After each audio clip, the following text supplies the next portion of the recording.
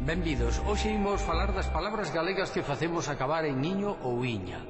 E van ver que este sufixo galego iño chama a atención mesmo en Polonia. Empezamos. O sufixo iño é tan característico da lingua galega que o coñecen mesmo os foráneos. Pero non sempre, porque ás veces falan do xogador celtiña, pensando que celtiña é un adxetivo. O valor básico do sufixo iño é diminutivo. Un anaquiño é máis pequeno con anaco, pero tamén é afectivo.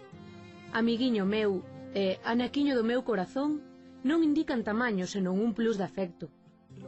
Deicalogo é fórmula de despedida, pero deicaloguiño é unha despedida máis afectuosa. O mesmo acontece con aburiño ou con graciñas. Outras veces a terminación iño non indica nin tamaño nin afecto, senón intensidade ou outros matices. Amodo significa con calma, pero amodiño intensifica a lentitude ou mesmo significa andar nas puntas dos pés. Agora mesmo significa xa, pero agora mesmiño quere dicir inmediatamente, sen máis espera. Esa diferenza de intensidade é a que hai entre bailalo agarrado e bailalo agarradiño. Este parece un bailar máis agarrados. Só os galegos sabemos usar ben o sufixo iño. Ben falado.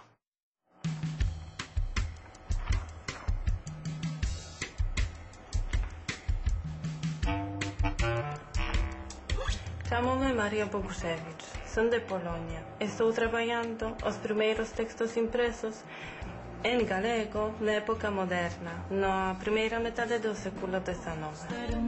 O que tal vez ninguén pode darme, pido tal vez o que non podes darme. E investigar un pouco de historia, o que me encanta, ou seja, achegarnos a ese grupo social a quen ia dirixido ese texto, e logo tamén un pouco de antropoloxía, no sentido de achegamento á cultura popular.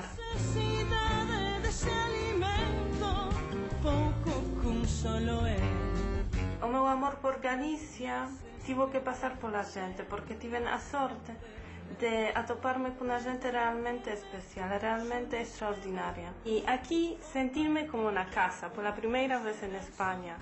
A rexión de onde veño eu chamase Galicia, que non é ningún nome xeográfico, senón histórico, que foi dado polos austríacos que chegaron no ano 1772 para repartir Polonia. Os galegos parecense máis os polacos que calquera outra nación de Europa, non tes a mesma impresión? Sí, pero o mesmo, despois de romper os cielos, a xente se abre, o mesmo que Polonia. O que me seduce realmente no galego é que pareceme unha lingua moi cariñosa, familiar, pero sempre no sentido positivo. Por exemplo, o uso de diminutivos como graciñas, atologuiño, algo encantador. O pronome de solidaridade, como a miña fiña é moi boa, é algo tan cariñoso, tan... é maravilloso.